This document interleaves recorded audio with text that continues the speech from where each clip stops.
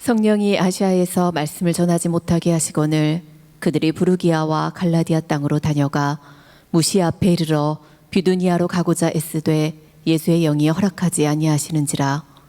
무시아를 지나 드로아로 내려갔는데 밤에 환상이 바울에게 보이니 마게도냐 사람 하나가 서서 그에게 청하여 이르되 마게도냐로 건너와서 우리를 도우라 하거늘 바울이 그 환상을 보았을 때 우리가 곧 마게도냐로 떠나기를 힘쓰니 이는 하나님이 저 사람들에게 복음을 전하라고 우리를 부르신 줄로 인정함이러라. 아멘. 하나님 아버지 참 감사합니다. 비대면 예배를 오늘까지 드리게 하시고 내일 새벽부터는 우리 성도님들과 예배당에서 얼굴을 대면하여 예배를 드리려고 합니다. 하나님 아버지, 정부의 시책이 어떻게 되든 간에 우리가 예배를 바로 드려야 되겠사오니 주께서 역사하여 주사 코로나 바이러스로 인하여 어려움 당하는 성도가 한 사람도 없게 하시고 또 이러한 일로 인하여 불안해하거나 답답해하는 사람이 없게 하여 주옵소서. 특별히 사랑하는 성도님들이 집에서 영상을 통하여 예배를 드리고 또 이 시간에 온 가족들이 모여서 하나님 앞에 찬양을 하고 있을 바로 그 자리에 우리 주님 함께 임재하여 주사 주의 영광과 역사가 나타나게 하여 주옵소서. 또한 내일 새벽부터 시작되는 대면 예배에도 우리가 거리도 지키고 방역도 잘 하면서 또한 국가 시책에도 역행하지 않고 지역사회에 도움도 주면서 우리 교회 성도들이 하나님 앞에 예배를 통하여 하나님의 은혜를 받고 또 예배를 통하여 하나님의 도우심을 받고 예배를 통하여 모든 저주와 문제가 해결받는 기적을 경험하게 주여 도와주옵소서. 예수님의 이름으로 기도합니다. 아멘. 오늘 우리 사랑하는 성도님들께서 영상을 통하여 예배를 드리지만 앞으로는 기저질환이 심하고 또 교회 나오시기가 여러 가지 형편상 어려움이 있는 분들을 제외하고는 우리가 예배당에 모여서 예배를 하려고 합니다. 목사님이 맘대로 그렇게 하셔도 됩니까? 제가 맘대로 그러는 게 아니라 성경에서 보니까 모이기에 힘쓰라고 돼 있으니까 모이기에 힘쓰려고 합니다. 그리고 국가 시책을 우리가 존중하고 잘 따라주고 있으니까 잘 됐다고 봐지고요. 또 하나는 영상으로 예배를 드려보신 여러분들의 소감이 어떻습니까? 지금 어떻게 예배 잘 드리고 계십니까? 아니면 그냥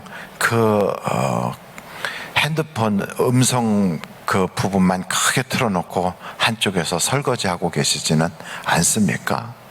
그리고 그냥 자유분방하게 예배를 대충 드리고 있지는 않습니까?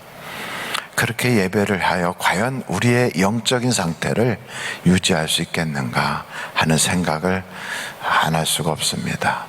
그러면 어려우면 어떻게 하냐? 문제가 생기면 어떻게 하냐? 그래서 그 부분은 이제 오늘 예배가 다 마친 후에 목사님들과 상의하여 여러분들에게 다 문자 메시지로 연락을 드릴 텐데, 문자 메시지를 받지 못하신 분들은 내일까지 문자 메시지를 못 받으면 교회로 연락을 하셔서 자신의 전화번호가 교회에 등록이 되어 있지 않거나 또 혹은 전화번호가 변경이 돼서 연락을 받지 못하는 상태가 된 거니까 그렇게 여러분들이 같이 이렇게 협력을 해 주시기를 바랍니다. 이보다 더 어려울 때도 초대교인들은 예배를 드렸습니다. 왜 예배를 드리는데 요즘같이 이렇게 편한 시대에 핸드폰으로 탁 하거나 영상을 통하여 예배 드리면 되지 목사가 무엇 때문에 저 이상한 짓을 하려고 하느냐? 그 이상한 짓이 아니라 정상으로 돌아가자는 것입니다. 비정상에서 정상으로 돌아가자. 비정상일 때는 국가적으로 코로나 바이러스가 계속 퍼져나가니까 그러면 교회도 협력하자 해서 3주간을 협력을 했습니다. 이제부터는 우리가 다시 본 상태로 돌아가서 예배로 돌아가는데, 교회에서부터 코로나 바이러스가 발병하고 있다라고 하는 통계는 하나도 없습니다. 의학적으로 나온 것도 없습니다. 다만 교회에 모여서 그게 전염될 수 있을 가능성이 있다, 이런 두려움을 가지고 있습니다. 그것은 어디서나 마찬가지입니다. 그래서 교회 오실 때 열 체크 다 하고 마스크 꼭 쓰시고 손소독제 잘 하시고 거리두기 잘 하셔서 우리가 예배드리고 하나님께서 주시는 놀라운 은혜로 이런 코로나 바이러스의 위기를 극복할 수 있기를 간절히 바랍니다. 오늘 말씀은 사도행전 16장 6절서부터 10절까지의 말씀입니다. 잘 아시는 것처럼 이 말씀은 성령이 아시아에서 말씀을 증거하려고 하는 사도 바울의 일행을 말씀 증거하지 못하게 막았다는 거예요. 여러분 한번 6절 말씀을 보십시오. 성령이 아시아에서 말씀을 전하지 못하게 하시거늘. 그래서 그들이 어떻게 합니까? 그들이 부르기아와 갈라디아 땅으로 다녀가고 무시아 앞에 이르러 피두니아로 가고, 그래서 막 여기로 가보고 저기로 가보려고 참 애를 많이 써봤어요. 그런데 그렇게 수고를 해도 길이 열리지 않는 거예요. 그래서 오늘 이 말씀을 보면서 우리가 몇 가지 한번 생각을 해볼 필요가 있어요. 우리에게 있어서 한 3가지 정도 오해하는 게 있다면, 선한 일을 하면 하나님이 도와주시기 때문에 항상 길이 열려진다, 이런 생각을 합니다. 그런데 그렇지 않을 때가 있어요. 아무리 목적이 선하고 동기가 선해도 길이 막힐 때가 있다고요. 그래서 나는 정말 저 사람 사랑해서 그랬는데 오해받을 수 있어요. 나는 정말 순수한 동기에서 했는데 근데 잘 안 될 수가 있어요. 그래서 그런 여러 가지를 겪게 되면, 야, 내가 이렇게 선한 의도를 가지고 참 하나님이 기뻐하실 일을 하는데 왜 그럴까?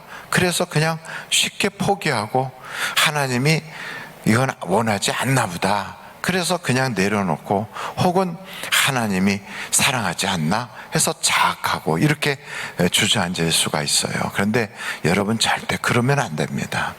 하나님 앞에서 우리가 선한 일을 한다고 해도 어려운 일이 왜 없겠습니까? 여러분 모세를 보십시오. 하나님이 택한 사람이고 하나님이 가서 이스라엘 백성을 구원하라 그러셨거든요. 근데 과연 가서 시도를 했을 때 바로가 기다렸습니다, 예, 어서 모시고 가시죠, 이렇게 했느냐고요? 안 그랬거든요.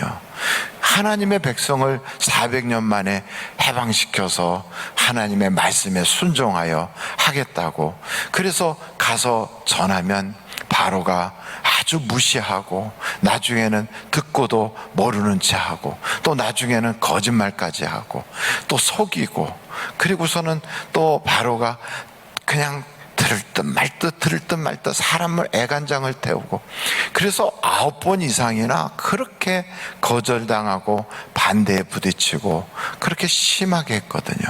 그걸 보면 우리의 삶에서도 참 내가 주님 앞에 이렇게 애를 쓰는데 왜 잘 안 되나, 이런 생각할 때 여러분 절대로 거기에서 좌절하거나 넘어지지 마십시오.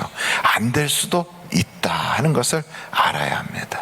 또 하나는 하나님이 택한 사람이 하는 일은 모든 것에 형통하다, 이런 생각이 있어요.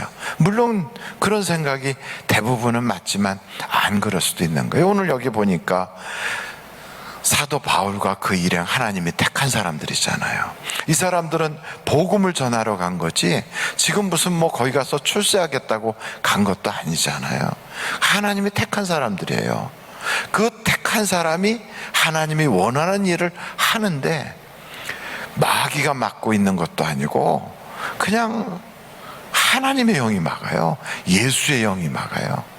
이런 일을 겪게 되면, 아니 여러분 주를 위해서 열심히 일하는데 나하고 같이 신앙생활을 하는 사람이 회방이 되고, 또 어떤 때는 내가 주님을 위해서 그렇게 애를 쓰고 기도하고 그러는데 아니 그게 줄줄 풀리질 않고 그냥 어긋나고, 그러면 여러분 그런 일을 겪을 때 하나님이 날 사랑하지 않나 이런 생각 혹 할 수가 있거든요.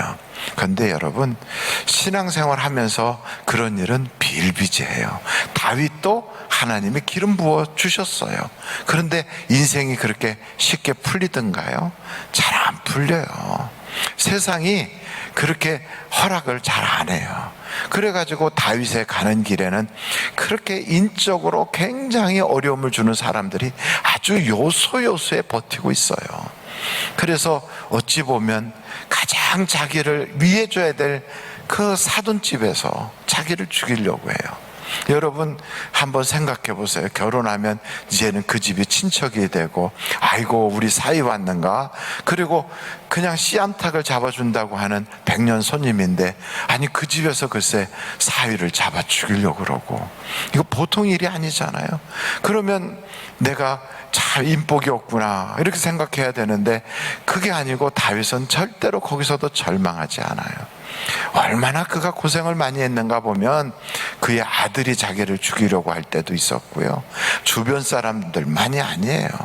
근데 이런 일은 다윗만 겪었느냐? 그게 아니고, 한번 여러분 야곱도 보세요. 하나님에게 안수기도 받아서 정말 하늘의 이슬 같은 복, 땅에 기름진 복을 주겠다 약속을 했어요. 천하만민이 너로 인하여 복을 받을 것이다. 아주 틀림없이 하나님이 약속을 주셨어요. 그럼 이제부터 슬슬 풀려야 되잖아요. 안 그래요. 외삼촌 집에 갔더니 아니 그 외삼촌이 이게 보통 사람이 아닌 거예요. 여러분 세상에 그런 사람 만나기도 쉽지 않아요.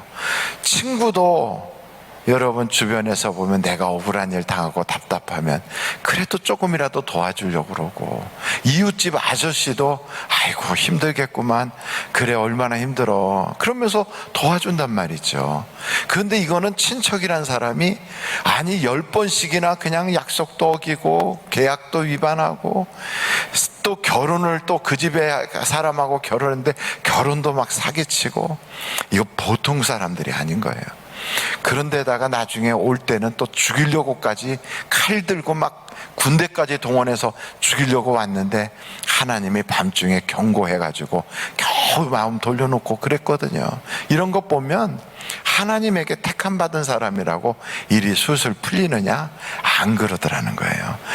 여러분 요셉을 보십시오. 요셉, 하나님이 그에게 꿈을 주시고 그로 하여금 장차 그 애굽에서 하나님이 그를 통하여 크게 역사하실 계획을 가지고 택해 주셨잖아요. 근데 가장 먼저 그를 핍박하는 사람이 누구냐? 집안에서부터 핍박해요. 그것도 형제들이 그를 아주 괘씸하게 보는 거예요. 그러니 여러분 하나님에게 택함을 딱 받으면 가장 가까웠던 사람부터 오해를 시작하고, 가장 가까웠던 사람들이 그를 어긋나게 만들고 힘들게 만들어요. 그래서 우리는 그런 생각 하거든요. 야, 왜 이렇게 믿는 사람이 돕지는 못할 망정 나를 정말 어렵게 하는가? 원래 그런 거예요. 같은 방향으로 가는 사람들이 그게 힘들게 하지 반대 방향에 있는 사람이 힘들게 하지 않아요. 차를 타고 가도 같은 방향으로 가는 사람들 때문에 차가 막히고 힘들고 거기에서 어려움이 오는 거지, 반대 차선에서 저쪽에서 거꾸로 가는 사람들 때문에 차가 막히는 일은 없는 겁니다. 그러니까 내 인생을 살아가는 데 있어서 거기에 어려움을 주는 사람은 누구냐? 같은 방향으로 가는 사람들이 어려움을 줘요. 그래서 우리가 하나님에게 택함 받았다 그래도 보면 가장 먼저 시험을 주고 핍박 주는 사람은 교인이고요, 교회 목사고요, 같은 목회자들이고요, 또 같은 교회의 장로고 권사고 같은 일꾼들이에요. 내가 주를 위해서 일하겠다고, 내가 하나님 앞에 무슨 월급 받는 것도 아니고, 내가 주님에게 무슨 특별히 내가 이것 때문에 명예를 갖는 것도 아닌데, 내가 주의 교회를 위해서 내가 한번 이 한 몸 바쳐보자 이래갖고 봉사하면요, 가장 먼저 욕하는 사람이 누구냐? 세상 사람이 아니에요. 무슨 그것 때문에 일을 한다고 욕할 사람은, 가장 먼저 욕하는 사람은 배우자부터 욕을 해요.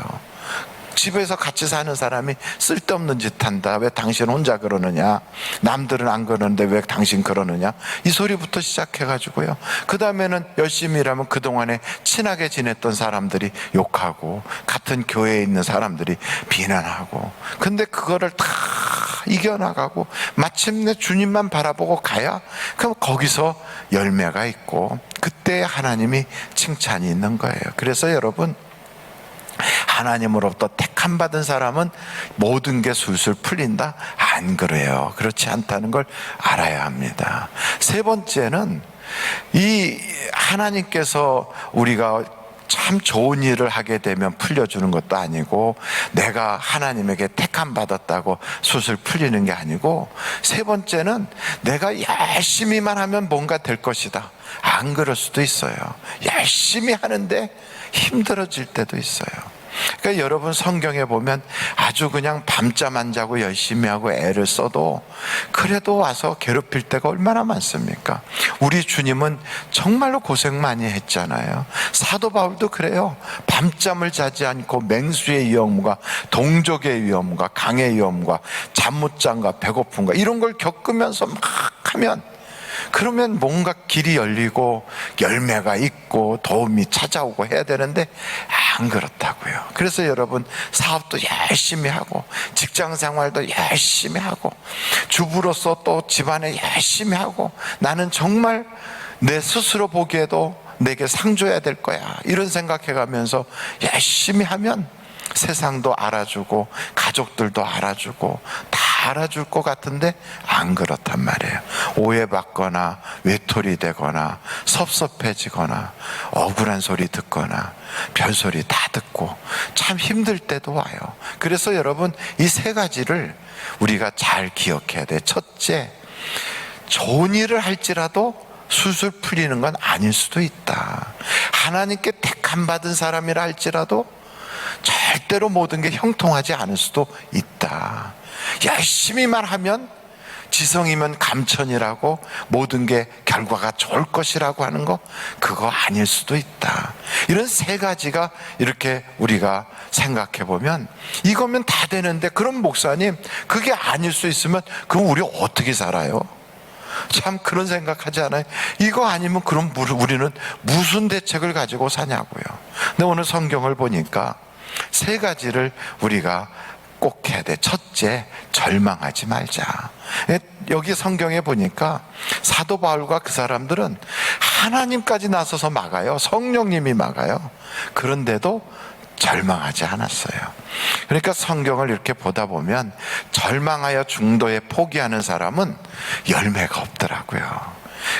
아무리 시험이, 불같은 시험이 오고, 아무리 사람들이 괴롭히고, 내가 정말 선한 의도를 하고 그렇게 애를 쓰는데도 잘 안 풀릴 때, 에이 뭐 내가 뭐 이러면서 때려치는 사람들은 아무런 열매가 없어요.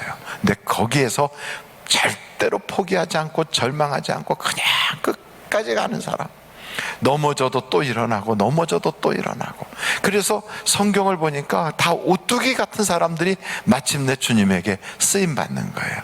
엘리야도 그래요. 엘리야도 보니까 얼마나 어려움이 많았습니까? 그 당시가 하나님의 종들을 다 잡아 죽이는 그런 때 아닙니까? 그런데도 엘리야는 포기하지 않아요. 아비글을 죽이려고 막 수소문을 해도 포기하지 않아요. 그리 시냇가에 앉아서 까마귀가 갖다 주는 거 먹고 살아야 될 만큼 그렇게 형편이 어렵고 굶어 죽을 지경이 돼도 포기하지 않아요. 과부에게 얹혀 사는 신세가 됐어도 포기하지 않아요. 끝까지 하나님이 하라고 한 그 일을 꼭 붙잡고 가는 거예요. 그러니까 여러분, 예수 믿는 사람들은 어디까지 가느냐? 천국까지 그냥 가는 겁니다. 그냥 끝까지 가는 거예요. 아니요, 도와주지 않아도 그 열매가 없어도 끝까지 가는 거예요. 오래 지나다 보면 마침내 역사가 있게 되는 거예요. 그리고 절대로, 첫째는 절망하지 말고요, 둘째는 탓하지 마세요. 이런 거에 딱 생기면 자꾸 남 탓하거나 자신을 탓하거나 혹은 환경을 탓하거나 코로나 바이러스다, 세상 때문에 그렇다, 정치인 때문에 그렇다, 그런 거 할 필요 없어요. 탓하지 마세요. 어떤 사람은 하나님을 탓하는 사람이 있어요. 하나님이 계시면 어떻게 이럴까? 그 하나님도 탓하지 마세요. 그러면 마귀는 탓해도 됩니까? 마귀도 탓하지 마세요. 아무도 탓하지 마세요. 아이, 그러면 어떻게 합니까? 탓한다고 환경이 바뀝니까? 탓한다고 마음이 편해집니까? 탓한다고 문제가 해결됩니까? 그렇지 않아요. 그러면 어떻게 합니까? 성경을 보니까 그 탓할 그런 분위기가 딱 이루어졌던 그때가 있어요. 그때가 언제냐면 열왕기상 한번 여러분 찾아보시면 되는데요. 3장이에요. 3장.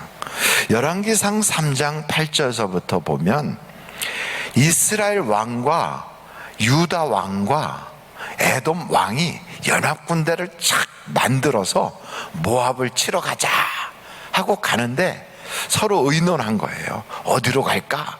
그러니까 에돔길로 가자. 좋아, 에돔길로 가면 상대방이 이쪽으로 우리가 올 줄은 절대 모를 거야.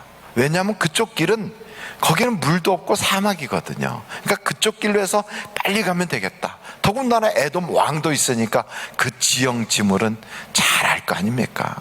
그래서 셋이 딱 의견이 맞았어요. 그래서 그 이스라엘의 여호람이라고 하는 왕, 유다의 여호사밧이라고 하는 왕, 그리고 에돔 왕이 결탁을 한 겁니다. 그게 한번 여러분 8절 보실까요? 거기에 보시면 이런 말씀이 있어요. 여호람이 이르되 우리가 어느 길로 올라가리까 하니 그가 대답하되 에돔 광야 길로이니이다 하니라. 그래서 결국 9절 보니까 이스라엘 왕과 유다 왕과 에돔 왕이 가더니 길을 둘러간 지 7일에 군사와 따라가는 가축을 먹을 뭐가 없어요? 물이 없어요. 여러분, 갈 때 물을 가지고 가지요. 그리고 그 지형을 잘 아는 에돔 왕이 거기 같이 있어요. 이 사람도 에돔 사람인데다가 에돔 그 광야길은 이 사람이 잘 알아요. 근데 갔는데 길을 어떻게 돌아서서 간다고 한 게 아차 하는 순간 헛길로 들어섰나 봐요. 그러니까 7일을 가도록 물이 없는 거예요. 이게 큰일 난 거죠. 다시 나오자고 해도 물 다 떨어졌어. 7일을 여러분이 물이 없이 7일을 살면 살 수 있겠습니까? 사람이 3일만 물을 안 먹으면 죽는다는데 이제는 큰일 난 거 아닙니까? 그럼 앞으로 나가자. 그 앞에 물이 있다는 보장이 또 없잖아요. 그러니까 이 사람들이 오도 가도 못하고 광야에서, 그 에돔 광야에서 다 죽게 생긴 거죠. 바로 이럴 때 사람들이 막 탓하는 거예요. 저 지도자 잘못 만나서 그래. 아이고, 저 에돔 왕 말 들어갖고 이렇게 된 거야? 이러면서 서로 탓하지 않겠어요? 그러니까 여기 10절에 보니까 이렇게 말해. 이스라엘 왕, 그 여호람이 그러는 거예요. 이르되 슬프다. 여호와께서 이 세 왕을 불러 모아 모압의 손에 넘기려 하시는도다. 언제 하나님이 거기로 가라고 그랬습니까? 그리고 하나님이 언제 모압을 치라고 했겠어요? 그러니까 자기들끼리 결정해 놓고 하다가 일이 어긋나면 하나님이 살아계시면 어떻게 이래? 이런 소리들을 해가면서 남 탓하고 하나님 탓하는 거죠. 그런데 여호사밧은 방법을 찾는 겁니다. 여러분, 이렇게 탓할 즈음에 우리는 무엇을 해야 되느냐? 예수 믿는 사람들은 11절 말씀을 보고 방법을 알아야 돼요. 거기 보실까요? 여호사밧이 이르되 우리가 여호와께 물을 만한 여호와의 선지자가 여기 없느냐 하는지라. 그러니까 이 사람은 탓하기 전에 하나님께 물어야 되겠다. 그 말을 다른 말로 표현하면 하나님께 기도해야 되겠다 이거예요. 그 당시에는 자신들이 직접 하나님께 기도하는 것을 잘 몰라요. 누가 옆에서 신앙적인 훈련을 시켜주는 사람이 없으니까. 그래서 어떻게 했냐면 하나님의 사람, 선지자들에게 가서 물어보는 거죠. 하나님이 뭐라고 하십니까? 이럴 때 어떻게 해야 됩니까? 하고 물어보면 그 선지자가 하나님께 기도하여서 하나님의 응답을 받고 전달해 주는 역할을 한 거지요. 그래서 하나님의 사람을 찾은 거예요. 그 요즘 같으면 어떻게 해야 되느냐? 기도하면 되는 거지요. 여러분, 기도하십시오. 아무리 정말 탓할 일이 많아도 세상에 살다 보면 자꾸 남 탓하는 사람들 많아요. 조금만 뭐 해도 그냥 불평하고, 아이고 그냥 짜증나 죽겠네 막 이러고, 더워서 짜증나네, 아이고 사람이 왜 이래 짜증나, 막 코로나 바이러스 때문에 사업하기 힘들어 짜증나 하고 막 불평이 끊임없는 사람들도 있어요. 여러분, 그렇게 하면 좀 기분이 나아집니까? 그렇게 하면 문제가 해결됩니까? 그렇게 하면 도리어 그렇게 짜증내고 남 탓하는 자신이 좀 안 좋게 느껴져서 더 기분만 상해요. 그리고 남들이 볼 때도 저 사람 왜 저렇게 맨날 남 탓해? 저 사람 왜 저렇게 맨날 불평이야? 왜 짜증이야? 에이, 저 사람하고는 조금 가까이 하기가 불편해. 이러고서 사람 관계도 자꾸 어긋나잖아요. 그럼 뭐 기도해야죠. 하나님께 간구하면 하나님은 응답 주신다잖아요. 그러니까 여러분, 문제가 있을 때 사도 바울도 다른 거 안 했어요. 기도했어요. 하나님의 인도하시는 그 방법을 보면 참 다양하거든요. 하나님은 사람을 통하여서도 인도하시고, 꿈을 통하여서도 인도하시고, 환상을 통하여서도 인도하시고, 또 때로는 우리에게 여러 가지 하나님께서 응답을 통하여 역사하신다고요. 그러니까 그런 하나님의 응답을 받으려면 기도해야지요. 기도하게 하나님이 몰아넣는 거거든요, 그게. 그러니까 문제가 생겨서 남 탓할 환경이 딱 주어지면 여러분은 기도하라고 하나님이 나에게 지금 알람 시계가 울리게 하셨구나. 그러면 그때 탁 띠리링 하면 끄고 주무시지 말고 기도하는 거예요. 갑자기 밤에 잠이 잘 안 와. 목사님, 저는 잠이 안 와요. 그럼 기도하라는 거예요. 기도하면 하나님이 사랑하는 자에겐 잠도 주신대잖아요. 기도하면 돼요. 목사님, 저는요 소화가 안 돼요. 약 먹으면 되지. 그래도 잘 안 돼요. 자꾸 더부룩한 게 계속되고 있어요. 기도해봐요. 그러고서 그 기도한 손으로 배를 쓱쓱 한번 훑어봐요. 옛날에는 어머니가 배를 만져줬고 할머니가 배를 만져줬지만 이제는 주님의 손으로 내 배를 만져주세요 하고 기도하면서 배를 만져보세요. 쑥 소화가 될 거예요. 목사님, 저는 암병이에요. 목사님, 제 남편이 병석에 누워서 지금 상당히 힘들어요. 그 탓하지 마세요. 그때 그러지 말라니까. 아이고, 그렇게 한다고 해결이 됩니까? 기도하면 돼요. 그 기도한 손으로 만져주세요. 암병 난데도 만져주시고, 그리고 질병이 있는데 만져주세요. 여러분, 그 손에서 치료의 광선이 나오게 될 것이고, 그 손에서 하나님이 그 손 꽉 붙잡아서 신유의 역사가 일어나는 능력의 손으로 바꿔주실 거예요. 왜요? 성경에 약속하고 있거든요. 그래서 여러분, 기도하는 자는 절대 망하지 않습니다. 혼자서 기도가 잘 안 된다고요? 그러면 기도를 부탁하세요. 우리 교회는 김사라 목사님, 재미선 목사님, 그리고 귀한 목사님들, 또 전도사님들, 그리고 교회 안에 도구기도하는 팀들이 다 있잖아요. 부탁하세요. 그러면 집중적으로 거기서 기도를 하니까 역사가 나타나요. 여러분, 지금도 수많은 간증이 일어나고 있는 걸 여러분 알고 계십니까? 얼마나 간증이 많은지. 무좀이나 피부병이나 주부습진이나 아토피나 이런 거는 그냥 감기 났듯이 쑥쑥 낫고요. 웬만한 질병은 간증거리 만드시느라고 하나님이 잠깐 주셨다가 기도 몇 번 하면 쓱 가지고 가셔서 우리가 믿음의 장부가 되게 다 해주세요. 그러니까 탓하지 탓할 때마다 기도하세요. 그리고 뭘 하느냐고요? 감사하면 돼요. 그래서 여러분, 이야, 나는 이제부터 감사하기로 작정했어. 그렇게 마음을 딱 정하고, 전에 같으면 남 탓하는 바로 그 순간, 또 세상 탓하는 그 순간에 와, 코로나 바이러스 때문에 참 감사하다. 나를 돌아볼 수 있는 기회가 돼서 감사하다. 예배가 얼마나 소중한지 알게 해주셔서 감사하다.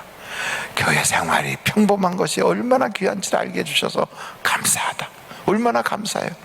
야, 나는 사업을 내가 수완 좋아서 잘하는 줄 알았더니 세상이 이렇게 갑작스럽게 몇 달 만에 완전히 거지꼴이 되도록 세상에 이렇게 힘들어졌네. 내 힘 가지고 사는 게 아니라는 걸 알게 해주셔서 감사하다. 하나님 도움 없이는 나는 잠시도 못 사는 사람이구나. 그러니 하나님이 붙잡아 주셔야 사는 사람이 됐으니 감사하다. 이러면서 감사를 하다 보면 여러분 인생에 얼마나 좋은 일이 많아지겠어요. 그래서 결심하는 거예요. 스탠리 템이라고 하는 사람, 이 사람은 원래 너무너무 가난한 사람이고 직업이 없던 사람이에요. 그래서 하나님께 혼자서 기도했어요. 하나님, 내게 직업 좀 주세요. 내게 직업 좀 주세요. 그렇게 기도를 했어요. 그렇게 혼자 기도하다가 도저히 혼자서 기도가 잘 안 되는데 수요 저녁 기도회에 참석을 했는데 앞에서 인도하시는 분이 기도 제목이 있는 사람 손 드세요. 그러니까 이분이 손을 이렇게 들었어요.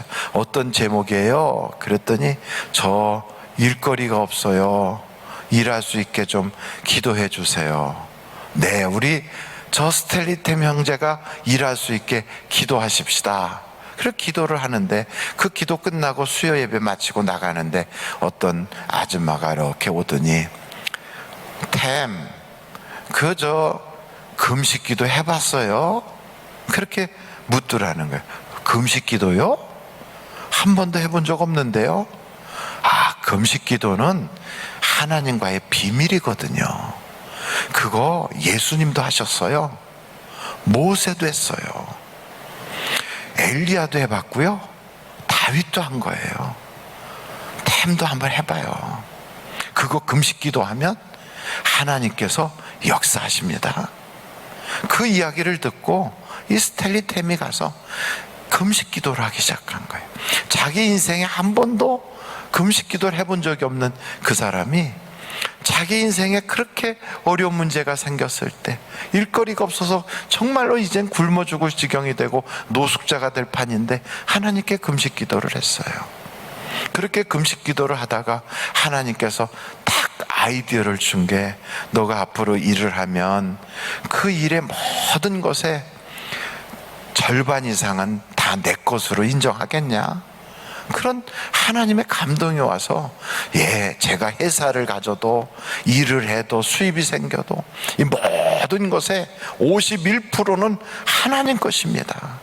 그래, 그럼 한번 너가 그렇게 각서를 써라. 각서를 썼어요. 그러고서 일거리가 생겨서 조그만 아주 보잘것없는 일인데 일을 시작하다가 어느 날 부도로 무너져서 망해버린 그 플라스틱 회사를 인수하게 된 거예요. 그래갖고 인수를 딱 할 때 그때 썼던 그게 생각이 나서 변호사를 만나가지고 이 회사의 주식의 51%를 하나님에게로 드린다고 하는 것을, 변호사 공증이 가능합니까? 아이고, 뭐가 안 되겠습니까? 다 되지. 그래가지고 그걸 해놨대요. 그리고 자기는 49%, 하나님은 51%. 그리고선 하나님 것으로 수입이 생겨는 그 51%는 어디 가든지 예배당을 세우는 거예요. 내 것이 아니니까. 그건 무조건 하나님의 교회를 세우는 일에 쓰기 시작한 거예요. 그 스탠리 템이라고 하는 사람이 대한민국에도 와서 한 50개의 교회를 세웠다고 그러죠. 전 세계에 어마어마한 교회를 세운 그러한 거부가 됐어요. 하나님과 함께하는 스탠리 템의 기적 이야기 책이 있잖아요. 여러분, 그분의 삶의 원칙을 딱 세웠어요. 그 원칙이 무슨 원칙이냐면 이런 원칙을 세웠더라고요. 저도 그래서 아예 성경책에다가 붙여놓고 다녀요. 스탠리 템이 실천한 축복의 삶을 위한 5가지 원칙. 하고 첫째, 어떤 역경에도 하나님께 감사하자. 두 번째, 형제에게 해로운 말을 하려거든 차라리 벼락맞기로 작정하자. 참 재밌는 사람이에요. 내 주변 사람들에게 해롭게 하는 말을 할 바에는 차라리 내가 벼락 맞는 게 낫다, 이렇게 생각하자는 거예요. 세 번째, 성령의 음성에 순종하기 위해서라면 어떤 희생이라도 감수하자. 네 번째, 분노로 사람을 다스리지 말고 사랑으로 경영하자. 다섯 번째, 매일 3번 이상 사람들에게 칭찬하자. 이렇게 그는 마음에 결심을 하고 그런 삶을 살아간 거예요. 그러니 여러분, 우리가 인생을 살아갈 때도 자신의 원칙을 세울 필요가 있는 거예요. 남 탓하고 세상 탓할 때 나는 무조건 감사하자. 그리고 절망이 찾아오고 어려운 문제가 생기면 무조건 기도하자. 그러고서 내 인생에 성령의 역사가 있기까지는 끝까지 포기하지 말자. 절대 포기하지 않는 거예요. 이 성경에 보니까 사도 바울이 중도에 포기를 했다면 하나님이 우리를 와서 도우라 하는 환상을 못 봤을 거 아니에요. 그 환상을 볼 때까지 포기하지 않는 거예요. 동방 박사가 예수님을 만나서 절하기 전까지 얼마나 어려운 일을 많이 겪었습니까?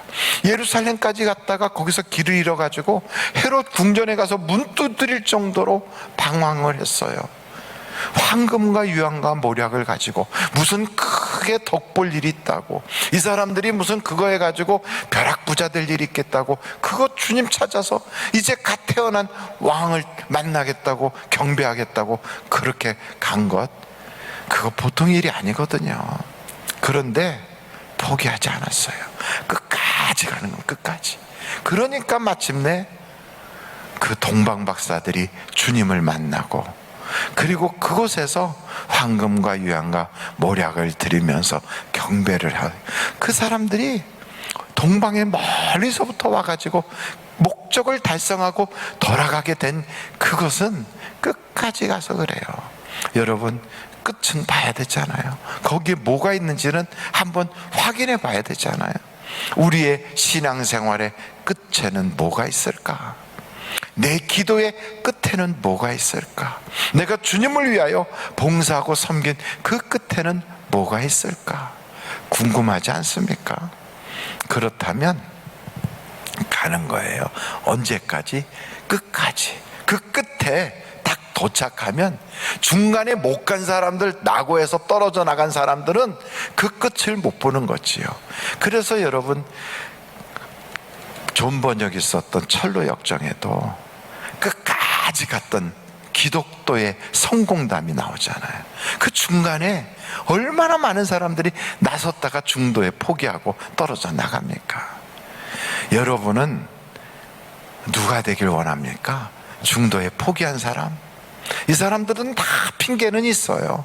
할 말 다 있어요. 나 무엇 때문에 못했다, 어떻게 해서 그만뒀다, 가다가 내가 감정해서 아이고 더 갔으면 더 죽을 뻔했을 거야, 별소리 다 있을 거예요.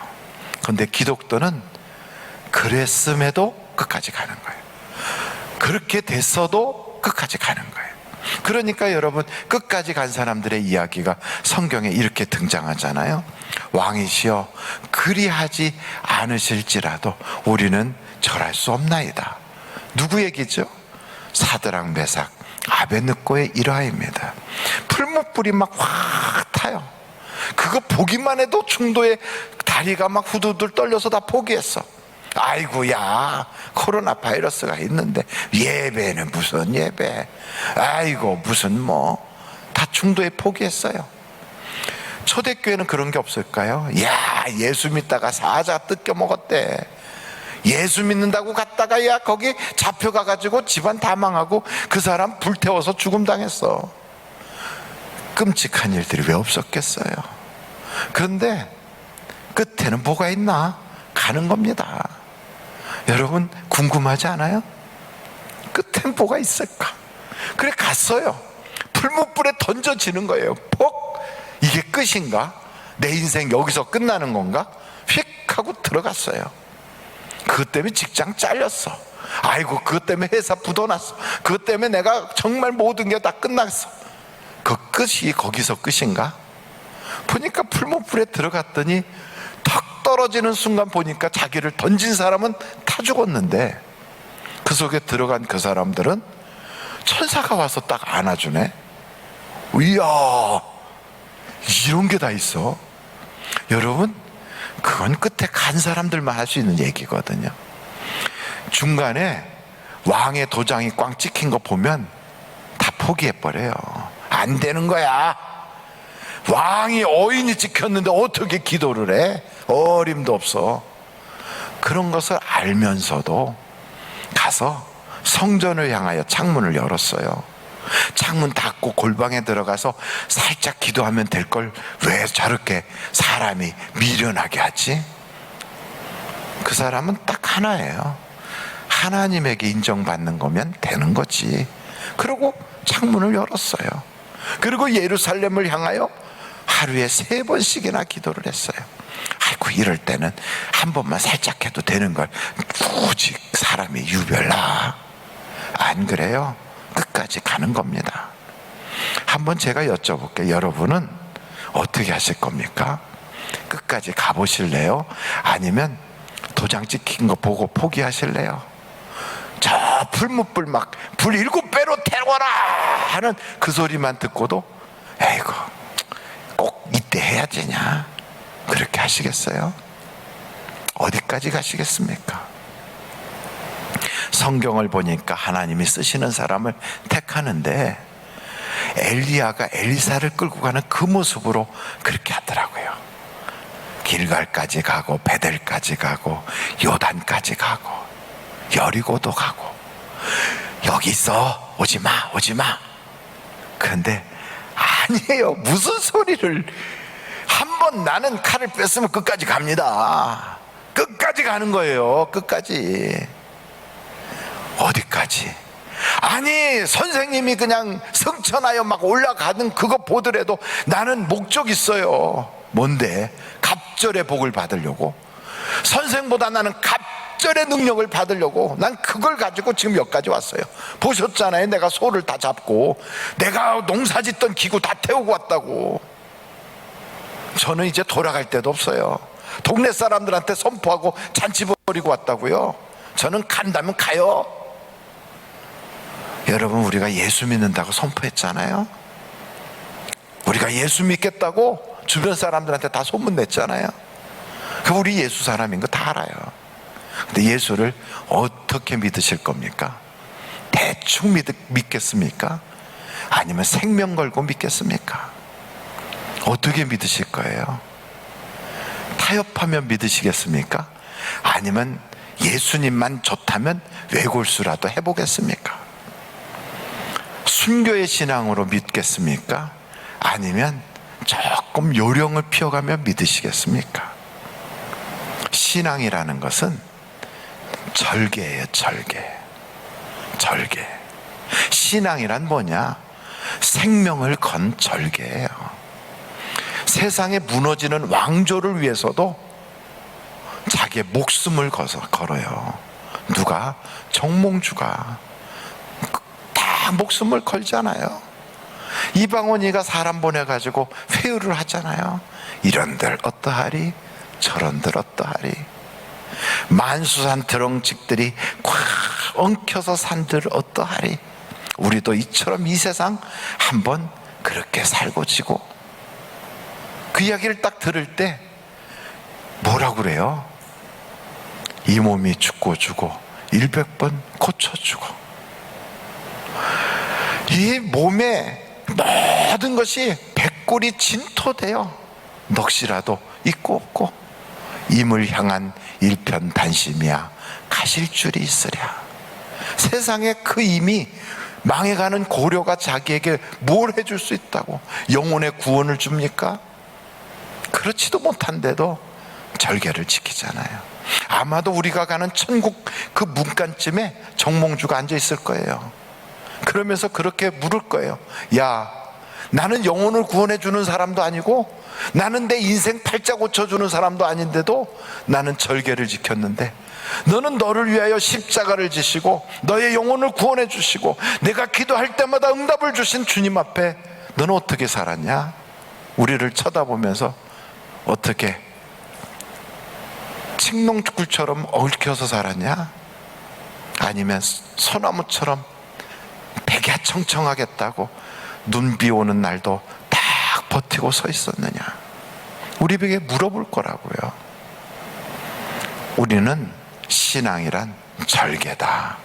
이것을 마음속에 새기고 하나님을 향한 일편단심이야 가실 줄이 있으랴. 그러고 가면 하나님이 환상도 줘요. 인도해 주세요. 하나님의 음성도 주세요.